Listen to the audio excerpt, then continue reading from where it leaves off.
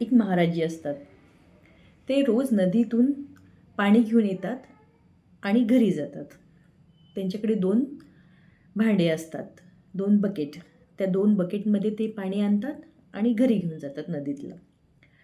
त्यातली एक बकेट थोडीशी छिद्र पडलेली असतात त्याला, आणि ते दोन्ही बकेट घेऊन रोज नित्यनियमाने घरी पाणी घेऊन जात असतात. तर जी भरेल बकेट असते आणि जिला छिद्र असतात ते एकमेकात संवाद साधतात.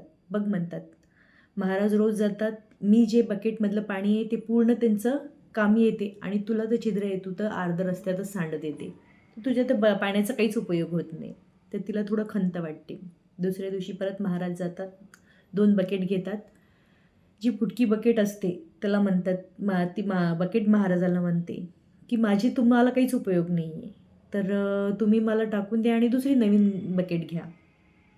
तर महाराज त्या बकेटला म्हणतात, तसं काही नाही, तू बघ म्हणतात ज्या साईडला तुला घेऊन जातो त्या साईडची पूर्ण हिरवगार जागा आहे. का तर तुला जिथून पाणी टपकते त्या पाण्याने पूर्ण तिथे हिरवळ झालेलं आहे आणि हिरवळ होऊन तिथे फुलं आलेली आहे. तेच फुलं मी देवाला वाहतो.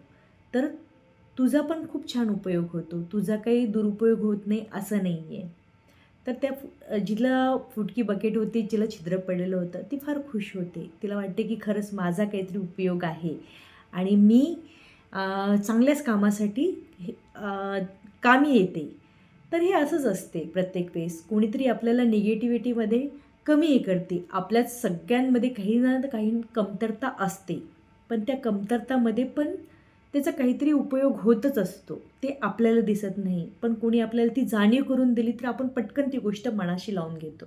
तर ती गोष्ट आपण मनाशी लावून नाही घ्यायला पाहिजेत. जय श्रीकृष्ण. राधे राधे.